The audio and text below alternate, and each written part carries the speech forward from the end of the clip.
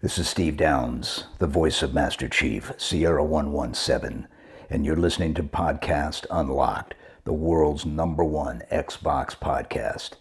Now, finish this fight. Master Chief, out. What's happening, friends? Welcome to Podcast Unlocked. It's episode 455 for August 5th, 2020. Ryan McCaffrey here with you. Thank you for the introduction, Master Chief. I am joined, as always, by Destin Legary. Bam! Not as always. I've been out. Yeah, mostly as always. You still counts as always. And Miranda Sanchez, good to see you as always. Me, actually, as always. I just never leave to try and get rid of me. Hello.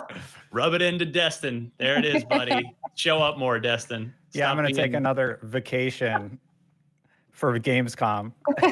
Oh, my goodness. And by vacation, I mean massive, crazy production schedule. Yes. No, it's coming up. That's less than a month away. We've got Gamescom to look forward to. IGN, the exclusive media partner there. So we'll have all kinds of, live streams and developer showcases, kind of like our live show at home, similar to what you saw with Summer of Gaming and with Comic-Con as well. So stay tuned for that later in the month. I am relieved. We're a day late because of me. I ran into tech support issues. My microphone decided to just eat it, and after a few years, and just keeled over and died suddenly after I recorded something last week. So I get pay for the new shipping, get the new one, and then yesterday we sit down to record. It didn't want to work, so I was ready to throw it through a window. Long story short, friends, if you happen to run into microphone issues, make sure your Windows, if you're on PC, is up to date with the latest Windows build, because I did the Windows update from I was running like a 9-month-old build, and sure enough, whatever, the drivers, all that stuff cured it right up, and here we go. So I am relieved. It's always the drivers. Always those drivers. I tried it with, I just plugged it into my wife's Mac laptop, and I was like, and it just worked flawlessly instantly in GarageBand. And I was like, well, you win this round, Apple. I'm normally a Windows guy. I'm a PC guy. It's like, all right, I have to defer. You win this one, Macintosh. But anyway, one other quick programming note. IGN First for August has kicked off. Our friends in the UK are putting together this month's coverage with Outriders, which is the new Square Enix published game from People Can Fly. Now, Xbox fans will remember them as the developers of Gears of War Judgment, and then also Bulletstorm, which is arguably their most beloved game that they've done over the years. And Destin, Outriders kind of has, I think that's going to be right up the alley of a lot of Destiny fans, if you've seen any of that so far. Well, it's not really like a shared world shooter, but a lot of the powers do echo aspects of Destiny. I think Remnant from the Ashes is a closer comparison. Yeah. Sort of like you can play single player, you can play with other people, but it's not in the same vein as Destiny. But I don't know, it's hard to explain. It's just like that much different. Yeah, but I am definitely excited for Outriders. Awesome. And then Miranda, you've been busy playing something new and fun as well. Yes, I've been waiting to talk about this for a while. We just haven't found the right time. Blitz is in early access, and I'm so happy. You guys know I've been talking about this game for years. Yes. And then they're just like, hey guys, we're going to come out in early access. I was just like, what the hell? Hello? So I've been freaking out about that because it's kind of like a dream game for me. For those of you who don't know what it is kind of a town sim meets Pokemon. So it's like a creature battler, but instead of like actually battling, you have dance battles, and they're really cute, and you get to pet your little ooblets. And then in order to get a new one, you don't catch them, you go and grow them. You defeat them in a battle, then you give them a little pet and say thanks for battling, and then they give you a seed, and then you just grow it. And then of course the town's really cute. It's written super really well. Great line there, Miranda. But I just love the entire just vibe of it.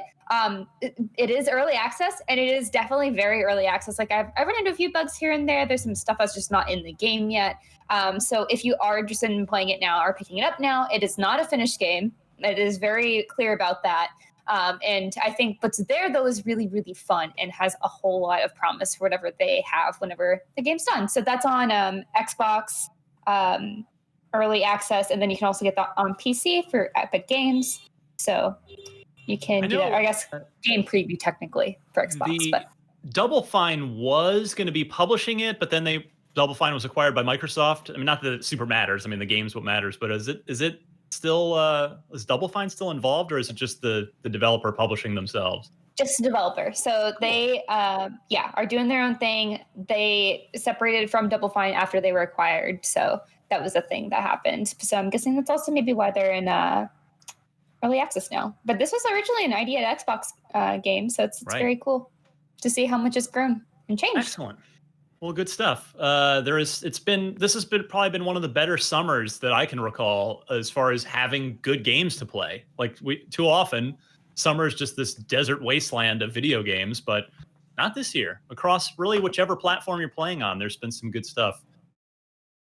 All right, good stuff. All right, let's move on. We've got plenty to talk about in the world of Xbox news this week. I want to start with what I think is the biggest story of the week, and that is beginning September 15th, so just over a month away, Xbox Game Pass Ultimate members can play more than 100 games from the cloud through xCloud. It's only going to be Android phones and tablets to start with, but that is the next step in xCloud becoming a real thing, part of your Game Pass Ultimate subscription. So the game, you got Minecraft Dungeons is one of the highlights. Destiny 2. You can play that on the go. Tell That's me a really why. big deal. Yeah, which will be a new release. Gears 5, Yakuza Kiwami 2, and a bunch more. So, and here's just a quick note from Microsoft. All the experiences you expect on Xbox and your gaming profile travel with you on mobile, including your friends list, achievements, controller settings, and saved game progress. You can continue your Gears 5 campaign while traveling away from your home console, or if a sibling or roommate's using the TV, you can still complete strikes with friends in Destiny 2. And then on top of this, before we get to the discussion, Microsoft also confirmed a number of officially licensed third-party accessories to go with this, ranging from $15 sort of controller clips that go on there, and then you stick your phone in it, so you're just playing with your actual controller with your phone right there, all the way up to a $100 things that basically turn your phone into a Switch. So it's like a dock thing, and then you've got controls on either side. So this all seems really cool. And Miranda, I think you might be the only Android user, at least among the three of us. Have you spent much time with this yet? Yeah, I have spent a little bit of time with it. It's been a while since I've opened it and tried out some games. But it is really easy to use. I like how I can just pick up save states pretty simply. It does, of course, depend a lot on your Wi-Fi that you have. Like if you have good connection, if you're like sitting next to your router, you're going to be pretty good. But again, like I haven't played with it in a while, but when I have, like it's worked really well, and it's been pretty neat to have that option to continue something. I could see this as like a nice way to go back if you're achievement hunting. It's like, oh, I want to pick this up, but I've already had like the full experience on TV, and now, taking it on my phone. Like, honestly, this is a really small screen to use for a game. So like playing Gears on here, like you're going to miss a lot of details and stuff. But since I've already played it and I've seen so much of it, it'd be nice to like hop back in. It's like, oh, well, I want to go complete this one thing. And I think that use case is like really fun. Or to their point about Destiny 2, it's like, oh, I've lived in this world for so long, but I just really want to finish this one thing while I'm on vacation. Sorry, family, give me a second here. And then that's like the perfect time to pick up and play it. And it, of course, being a part of Game Pass is fantastic. Yeah, you make a really good point about it probably being a complementary experience. And that's one thing I'll give Microsoft a lot of credit for. I mean, I feel like, not to make it a competition, but just when you compare how Microsoft is approaching this with xCloud versus how Google is trying to get word around with Stadia, Stadia is sort of, there is no physical media or local copy sort of safety net underneath Stadia, which I think freaks people out more about entitlements, digital entitlements, and what happens if Google decides to just pull the plug on the games. But it does, you're right, Miranda. I think this seems like a thing where it sort of supplements your regular TV gaming rather than replacing it.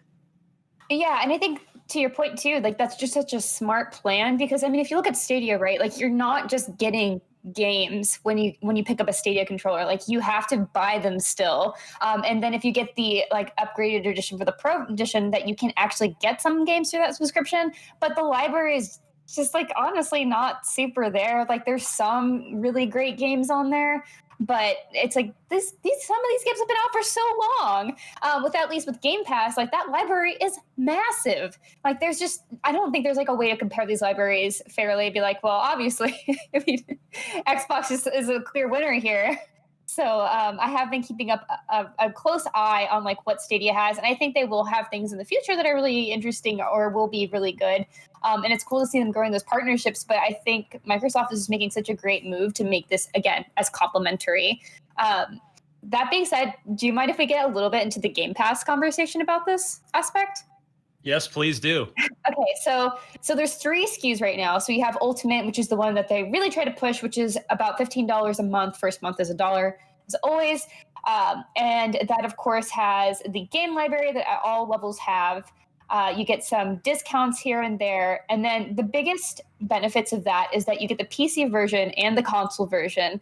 But then you also, of course, get gold included. And then you're going to get xCloud.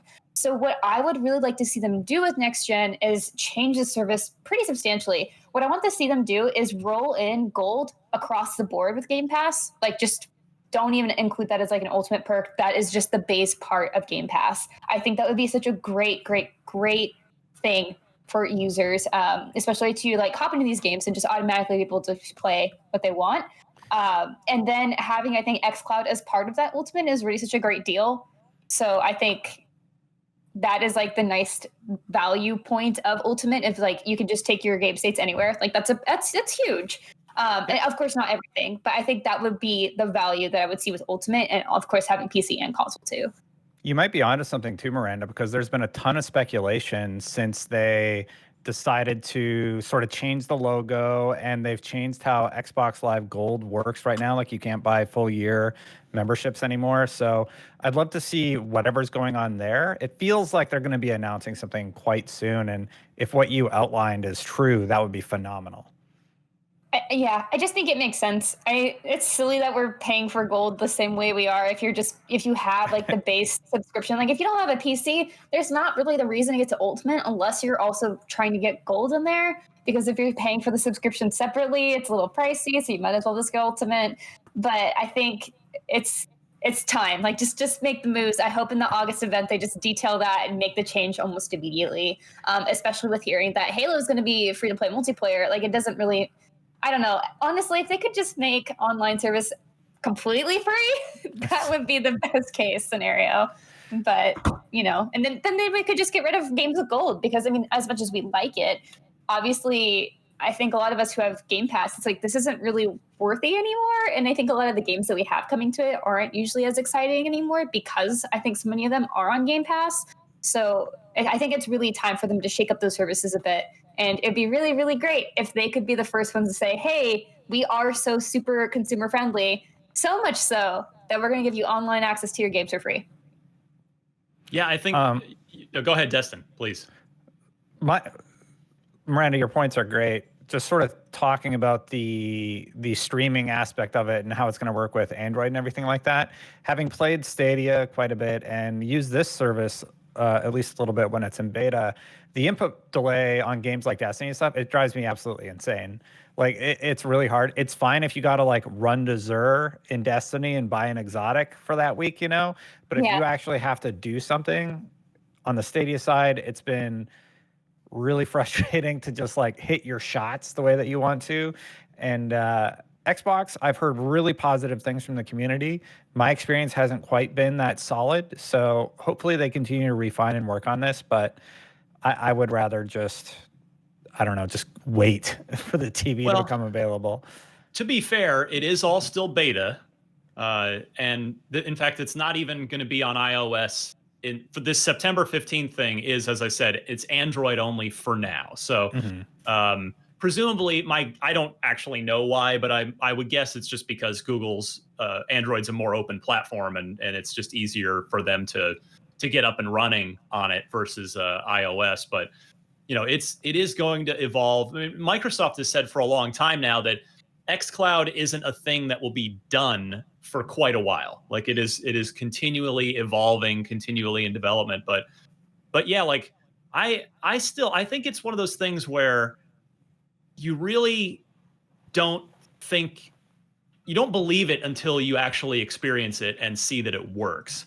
And it's not to take anything away, Destin, from the experience you've had, which has been less than ideal. But I know like the only time I've been able to spend with xCloud so far was for like literally 60 seconds at E3 last year. They had a kiosk with some phones, and Miranda, you were with me actually, and I think I was doing Halo, maybe Halo 5, I think it was, and it felt surprisingly good. And of course, that's under a pretty constrained Wi-Fi at an event space.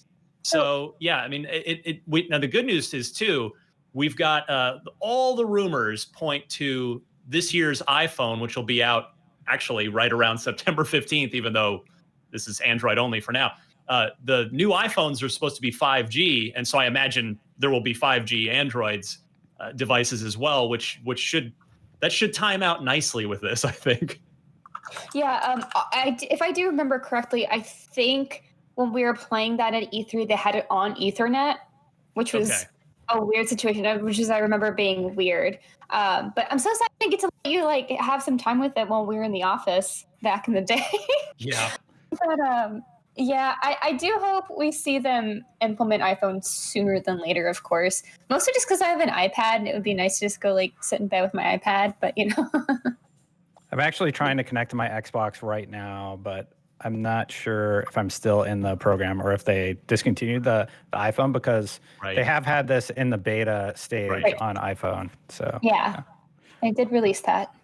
I mean, I guess the last point I wanted to make on this, guys, before we get to something Miranda mentioned a minute ago about Halo multiplayer being free. That's a big topic we got to talk about. But this, you know, for years we've heard it. We've all been covering Xbox for a long time. I've been covering it for an eternity, and for years I've gotten the tweets, the emails. When is Microsoft going to make a handheld? The rumors of the Xboy handheld. I mean, this is kind of that. Like this is sort of the 21st century version of an Xbox handheld. Like this I think is we're never going to get a dedicated device. I mean, that ship sailed years ago, but here you go. I mean, this is a dedicated or not dedicated, but this is a way to play Xbox games in a mobile fashion. Honestly, it's I think the only way you could do it going forward. Obviously, mobile gaming is in a weird spot because that happened with smartphones, right? Like we all saw how like smartphones became popular and like mobile gaming, that whole landscape really changed. Excuse me. So I feel like, thank you. I feel like there's never going to be reality where we see Microsoft come up with a handheld system. Like this is the answer to that. And I think it's a great answer. It is. It's probably where the industry is going to further down the line. Like eventually that Samsung TV is going to have some app on it that says Xbox, and you'll be able to play your Xbox games on your TV. You know, that's where I imagine the industry going longer term. There'll probably be a Stadia app and a Sony app too, but we're probably a ways out on that. All right, next topic here is what Miranda hinted at a moment ago. Halo Infinite going free to play on the multiplayer side. So the campaign will still presumably incur a cost. I can't imagine that's going to be free also. Probably still $60, but the multiplayer portion of Halo Infinite will be free to play. 343 announcing on Twitter, quote, "We can confirm Halo Infinite multiplayer will be free to play and will support 120 frames per second on Xbox Series X. More details will be shared later." Now, this announcement was not supposed to happen yet, and an Irish retailer, of all things, leaked this on their. They had like an Xbox product page which mentioned this, and then rumors start to build and go from there. And 343 went ahead and confirmed it. And I have to say, I want to hear from you guys on this. I think it's an incredibly smart move. I mean, they're looking, especially Miranda, after you and I learned from 343 before the showcase that Infinite's a platform. There are no plans for an Infinite 2. everything's going to kind of live and evolve through Infinite. And so having the multiplayer be accessible to anyone with a PC or Xbox is just going to help ensure a thriving large player base for a long, long time. Yeah, and it's so important to have that player base for a long time and have people interested. And because that's kind of how I think your multiplayer games suffer. We see it every single year at Call of Duty of how like just about halfway into the year or so, the player base dips off, and then there's a bunch of like issues of like people spamming certain things or people exploiting certain things just because like the player base dwindles so much. And having it free to play and probably having these like probably I would assume cool events around it and like different maybe map launches or different game modes and like different kind of like fun sort of. I think they mentioned that they're going to have battle pass probably. I mean, I would assume so. Just like different sort of events around this will just make it a lot more of an interesting shooter to stick with over time. And it's also great because now we can all pressure our friends to play Halo with us because it's free. That's true. That's a good point. Destin, 120 frames per second. Do you are you gonna play your Halo multiplayer on PC or where you could probably get 144 or on Xbox Series X at 120? I'm gonna be on PC, 144 hertz for life. Just kidding. You know what? Timing wise, this is definitely a win that they needed. This was met with universal positivity, and I think it did do a lot to sort of balance out the negativity of the initial reveal. I think it's really smart to go free to play on the multiplayer front for Halo. They have, like you said, it's going to be a platform. It's going to be really cool to see if they do some like Fortnite level storytelling within the world of Halo. Yeah. That could be really interesting. And I'm stoked about this. This is great. I'm still going to get my Halo Infinite campaign. You guys already sort of talked about the reveal there. I won't rehash old wounds, but this is great. This is good news. I don't really think there's a way to spin this to be a negative. It sounds great to me. So, yeah. Dustin, you just said Fortnite style storytelling, and all I could think of was like all of us Spartans like sitting on a beach somewhere watching a movie trailer. Oh yeah, no, I mean like the in-game events where like the whole world blows up. Like, I could imagine they could do a lot of really, really interesting stuff within the Halo universe. And all the characters and things that could happen within the world of Halo in a multiplayer type game. Yeah. But it's not really Battle Royale, right? So it's more Halo style. No, they said that they're not going to do. I'm glad you brought that up, though, just because I keep seeing that pop up. Oh, well, this must mean Halo's going to have Battle Royale. And I get why people's minds go there. I'm not faulting that at all. But just to reiterate, 343 has repeatedly said there is no Battle Royale in Halo Infinite multiplayer. Now, could that change? Yes. Could that change for launch? Sure. But I think do not assume it's there because they've said it's not. And for anybody thinking that, I guess the other point I wanted to make about this is I can absolutely assure you that this announcement of free-to-play multiplayer was not planned as some sort of like band-aid against the generally negative reaction to the campaign reveal.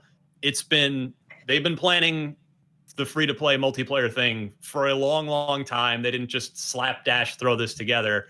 So that aside, yeah, I just think it's going to be really good for the future of Halo because I mean, Halo, as we all know, was the shit for a long time until 2007. Halo 3 ships in the late September that year, and then Call of Duty 4 shipped in November of that year, and that's sort of when Halo's reign as like the console first-person shooter, or at least the ubiquitous one, the dominant one, started to diminish there because that's when really Call of Duty really ascended into the next tier and becoming the biggest thing in the industry. And that's not to say Halo's not a big game. It still is. And Halo 5 continues to be played by tons of people. But the reality is there is a lot more competition out there from not just Call of Duty, but free-to-play stuff like Fortnite and PUBG and all these things. So yeah, Yes. I think the free to play here side on the multiplayer is going to be really good for the long term health of Halo multiplayer, which is good for everybody because that means we'll get more maps, more cool stuff, more community feedback, helping make the game better. As you said, Destin, there isn't a downside to this. Yeah, and actually, the next story kind of bolsters why this is good news if it continues with Halo Infinite. I don't mean to push you to the next one, but No, please, I in kind of fact, want. take it away, my friend. Yeah, so Master Chief Collection is getting crossplay later this year. 343 confirms Halo: The Master Chief Collection will get crossplay between Xbox One and PC in 2020, alongside a custom game browser, PC file share, per game graphics, and audio options, mouse and keyboard support on Xbox One, and more. That's just awesome. And if that's going to continue with Infinite, that just means this huge multiplayer player base across all Halo games, and that's just great. That's awesome. Yeah. And usually how this works, by the way, because I know a lot of console players are like, oh, I'm going to go up against keyboard and mouse players. You can likely opt out of that if you choose to. Yeah. Yeah, because it's, I mean, you just mostly, other than elite players, you mostly can't compete head to head. It's just, a flick of the mouse is a whole lot different than a flick of the right thumbstick, no matter how high your sensitivity is set. But I think that window is going to get more narrow as consoles are doing 120 and PC is doing 144. But yeah, there's something about the mouse that is just, it's more accurate than a stick. Yeah, absolutely. It's like you're having your whole arm to control where you're aiming versus like your thumb. So you can just put that in terms too. It's pretty huge.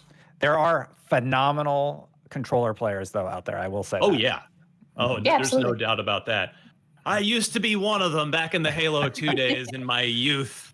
I don't know. Let's be honest, I've never been that good at anything. So yeah, I don't think I was phenomenal. I was average gamer good. all the way. Destin, average gamer Ligari. That's what they call me. So, Ryan, you brought up the whole Halo 3 coming out and then Call of Duty 4 coming out. Yes. And that reminded me of my prime shooter days. And like, all the time. And I remember there was this like ongoing debate in school because we were just like, well, you're a Halo 3 player or you're a COD 4 player. And I'm like, I play Halo. And then eventually Modern Warfare 2 came out and I was like, well, I can play both. So, oh man, I love shooters. It's so good. I like where shooters are at right now. Like those old conversations, Miranda, the fact that something like Warzone's playable everywhere, Apex is, Fortnite is, it really feels good when game companies do stuff like that or have cross-platform shooters in that respect. Yeah. I will say that I was never, even in my early 20s, mid 20s, my physical Twitch shooter game prime, never good at Call of Duty.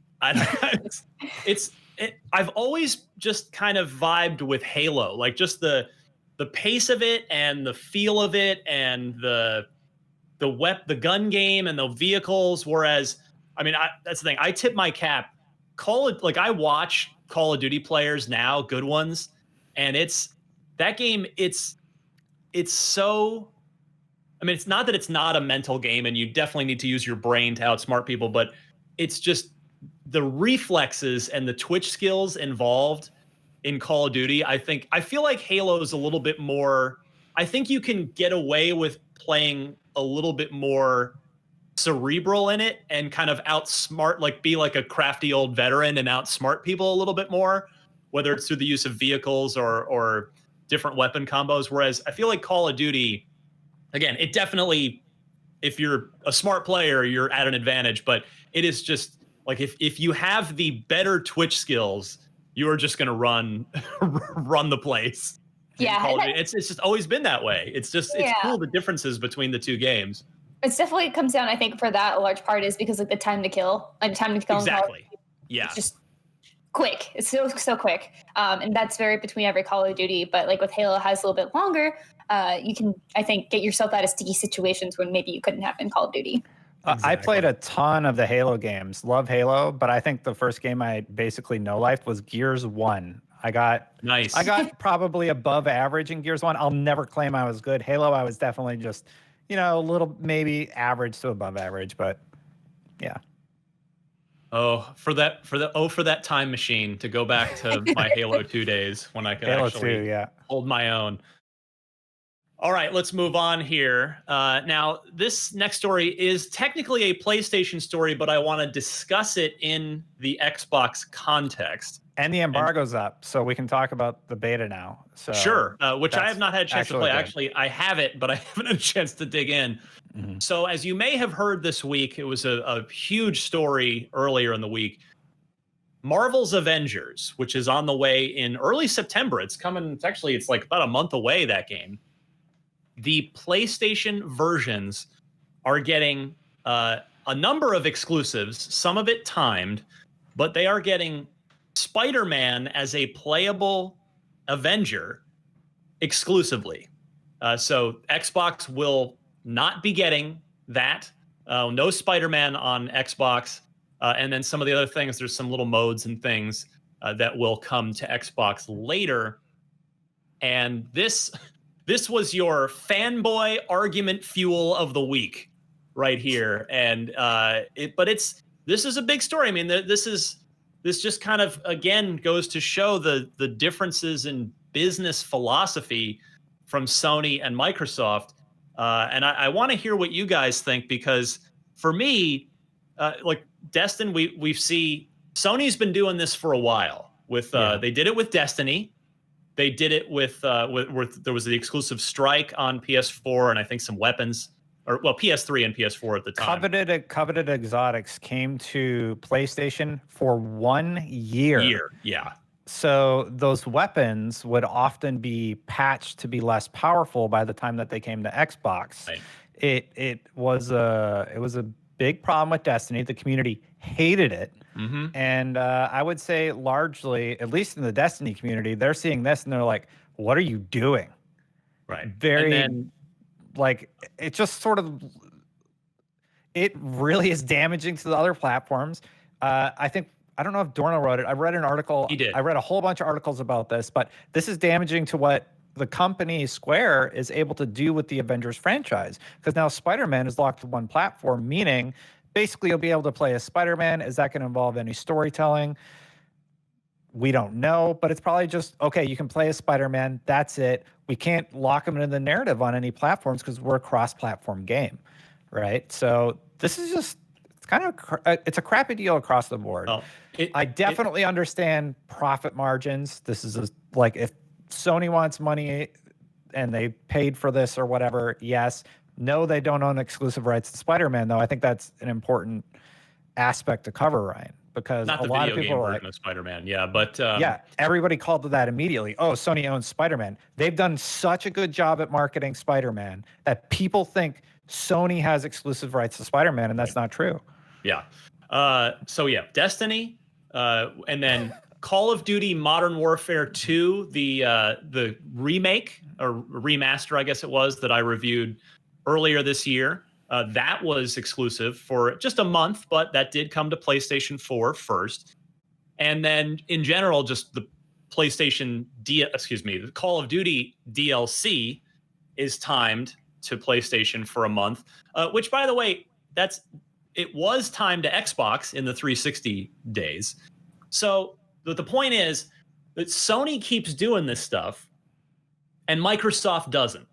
Now, moral high ground aside, so I want to play devil's advocate here for a second, because if you're a diehard Xbox fan and you see this happen again and again and again, do you start to look at Xbox and go, are you guys going to go to bat for me here as a loyal customer of your platform? When is Xbox going to start doing these deals? And I know Phil has said, in fact, I think he said it on this podcast at some point in one of the last couple interviews we did, that he doesn't like those deals. He doesn't, which I get, but and it's also runs counter to Microsoft's philosophy, which we've been seeing play out, which is, hey, games are for everyone on no matter where you're playing on all platforms. But again, the devil's advocate argument I want to put forth to you guys is, why doesn't Microsoft, should Microsoft effectively, it's going to be and this is going to get clipped out and taken out of context, but should Microsoft fight dirty also? If your opponent is doing it and it's working, should Microsoft be doing this too? Sony fans we're very happy about this news. Rubbing salt in the wounds, basically. Very, very, like the comments on this story when I did this on NG Plus, incredibly toxic. I couldn't believe it. It was like very, very off-putting. But I think if we flip the script here, let's say Sony, or let's say Xbox, Microsoft, ends up buying those WB properties and Batman becomes an Xbox exclusive. Yep, good example. Batman, good, and it's Xbox hypothetical, exclusive. but it could happen. Like, it's going to be reversed, but it's going to be just as bad. And like, that's not Phil's philosophy, but Microsoft has the money to do something like that. They're already buying TikTok, you know? Maybe, yeah. Maybe. We'll see what's happening there. Well, but they also bought Minecraft. And Minecraft's allowed to be on PlayStation. Blue, all right, no more Minecraft on PlayStation. Like, they could get really dirty if they wanted to, but that's not their overall philosophy. Their overall philosophy is what's best for the gaming community. And I think that's absolutely awesome. This console exclusivity stuff, it's antiquated, and it doesn't do good things for game designers. It limits what they're capable of telling story-wise on multiple platforms, and it's a bummer. It's a bummer to see this happen. That's my 2 cents. I mean, you kind of covered this, but real quick before we go to Miranda, you lived through this. I mean, I think it's a pretty apples to apples comparison between this and the Destiny thing that you talked about. Would you say that it was a net negative for the Destiny community? Obviously a positive for Sony, but was it a net negative for the Destiny community? PlayStation or did it players ultimately not really matter? No, it mattered. PlayStation players didn't like this. Xbox and PC players, of course, didn't like this. And this affected them. As soon as Bungie could get out of it, they got the heck out of any deals like that. And just philosophy-wise, they're not doing that anymore. So yeah, it was a big negative for the game, especially for those players who didn't get to like use the coveted weapons like the Hawk Moon when it was in its prime. Miranda, do you how do you feel here? I hate it. I think so. I think it's devious on a lot of levels too, right? Because I think arguably Spider-Man is one of the most popular Avengers, if not the most popular. He's at least my favorite, and it's just kind of like the game quality and my actual interest in this game aside, like it just feels really bad to see. It's like, hey, look at this really cool guy that everyone loves. That's exclusive. I just think Microsoft should absolutely not do this, and if they do, I would be very angry. So you don't want them to do this as well. No, absolutely not. I think it goes against, as you said, it goes against a lot of the messaging that they're trying to do. I think so. While Microsoft may not always have like a variety of exclusive games that they can show for like right this moment, that are, I think, as heavy hitting as maybe some of Sony's games are, they do at least have the goodwill of, hey, we are actually doing things and making business decisions that help our community and are very pro-consumer. Like that's what we're trying to do. And if they were to take a deal like this, that just goes against it, right? Like you're suddenly like putting your cards against yourself too. And I don't want to see them doing that. I think that's, we talk about it a lot on here too. It's like how a lot of these business decisions end up being very pro-consumer, and like we want to keep seeing them do that. And just because Sony's doing this does obviously not mean that they should do it. And obviously Phil himself says that he does not want to do these sorts of deals. It's just very irritating to see that happen. And I don't know, like just like the console allegiance stuff too is very silly to me. Like I get it if you're just really proud of like something that you own, especially if it's like the one thing that you can own or the one thing that you prefer for some reason. But I think just like rubbing salt to the wounds for something, it just doesn't make a lot of sense to me. And this is just trying to further push that divide. And I get trying to fight for exclusivity things, but again, we totally understand the business reasons of this. It's just very frustrating to see. Yeah. And like Sony fans, you are going to get Spider-Man exclusivity, but that experience is going to be lessened because of the constraints that they have to deal with being a multi-platform game.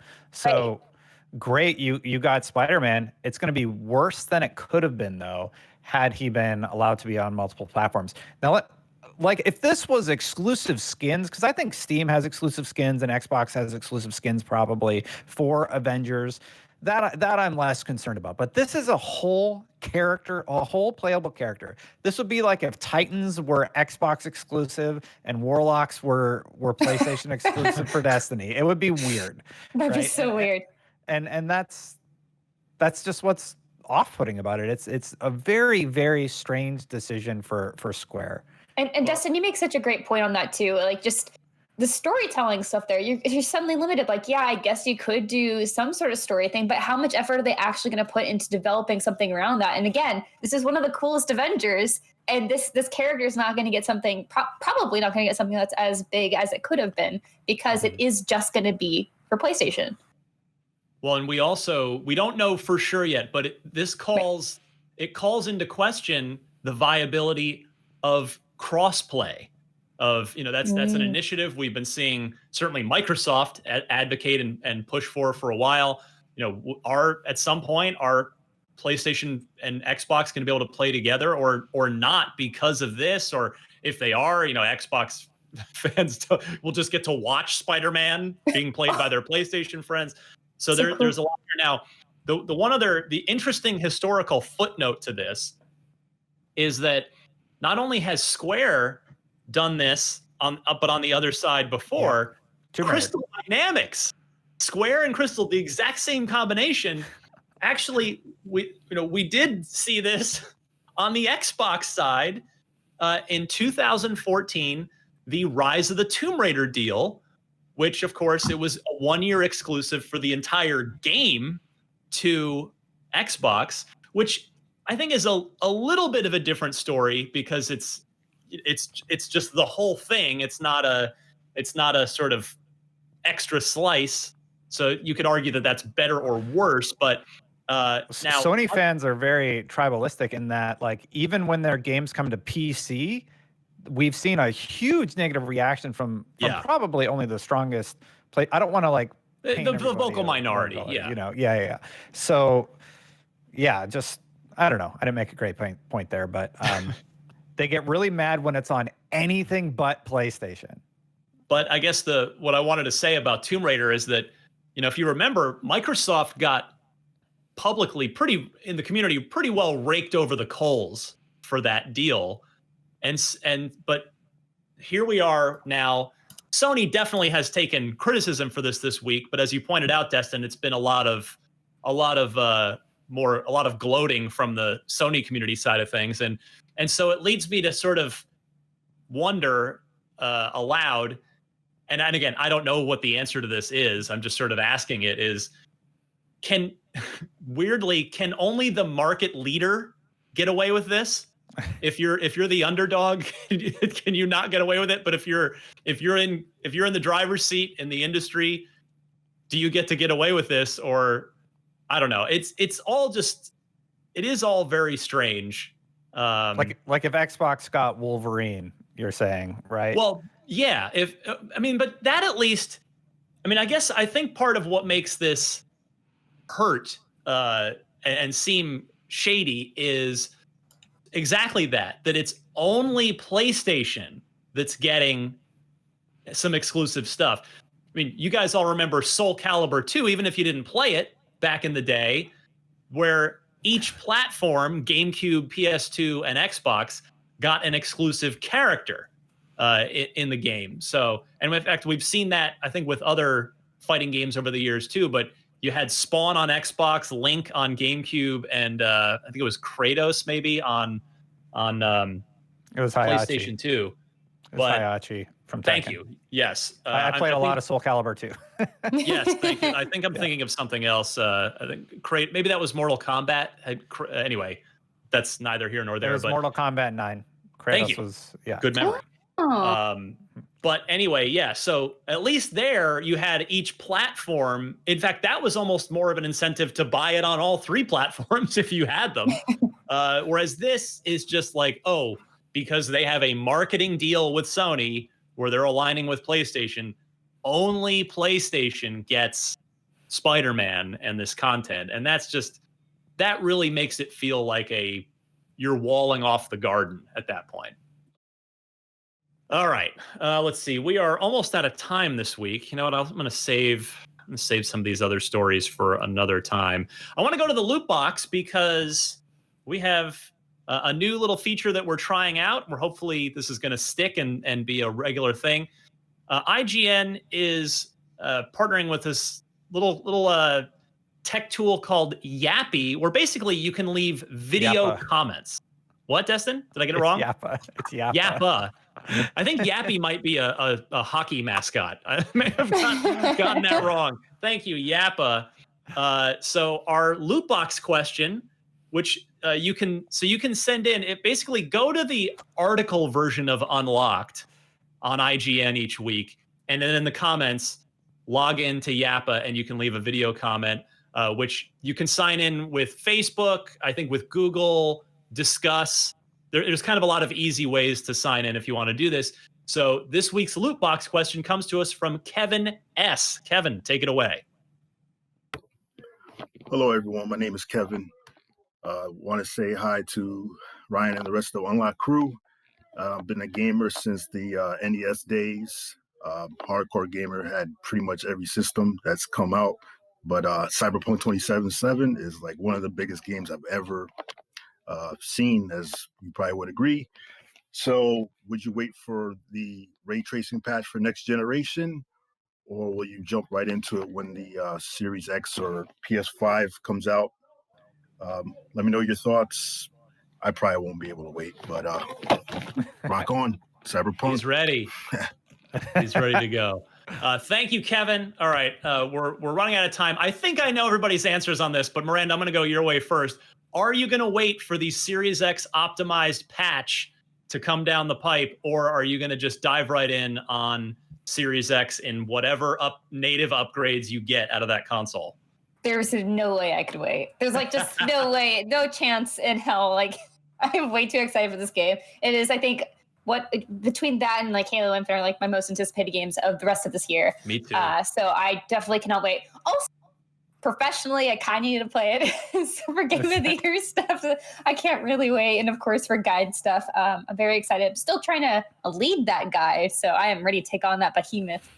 So, Destin, how about you, my friend? You waiting? Hell you no, got I'm the not going to willpower? wait. Are you kidding me? No, I'll probably play on PC though. Sorry, Xbox fam. I know you guys want me to say I'm playing on Series X, but you know what? The PC is going to look the best, so that's where I'll start, and that's where I'll stay.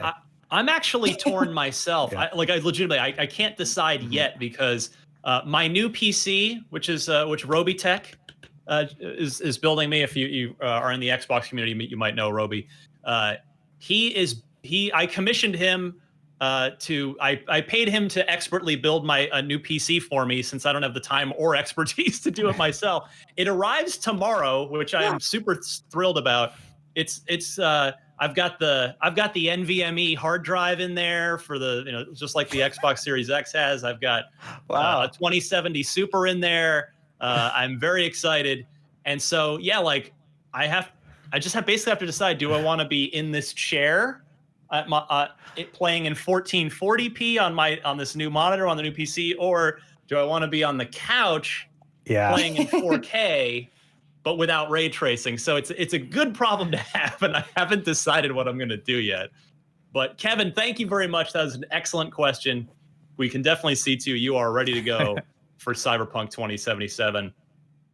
You can feel free to send in your loot box question the regular email way, unlocked@ign.com. But the goal is, I would love to push as many people towards that Yappa, because I think it's fun to see. Like, that was fun to hear from Kevin and get somebody from the community on the show. Felt like he was hanging out. Yeah. So please maybe give that a go if you feel so inclined. And we'll actually have to call it right there. We'll do trivia next week when hopefully Brandon Tyrell is back. I've got a good question lined up, though. This one's going to be for Miranda, because Miranda always complains about not complains, but you're always sad when it's the original Xbox questions. But this is a Gears of War question, so this will be for you next week. But I'm Ryan McCaffrey. Again, check out IGN first with Outriders, and then well, I don't know. I don't know what else is going on, but follow me on Twitter if you're interested at DMC_Ryan. Destin? At Destin Ligari. I'm excited for that Outriders coverage. Can't wait to see it. Miranda, take us home. I'm Rita Sanchez. You can follow me at Havoc Rose, that's Havoc with a K, on Instagram, Twitter, Twitch, and everywhere else. One thing that I want to promote, because it's really cool, I have a stationary stream on Sundays at 11:30 a.m. PT, and we talk about pens. Anyway, that's all I've got. That just sounds relaxing, and I think I need relaxing in my life. So I got new stickers. Yeah, that sounds. Anyway, it is. That sounds like and the time, like a Sunday morning. That sounds like the perfect combination of things. Sunday morning, stationary, relax. Sounds good. We'll check that out. Thank you, Miranda. Thank you, Destin. I'm Ryan. This was Unlocked 455, and we'll see you back here next week.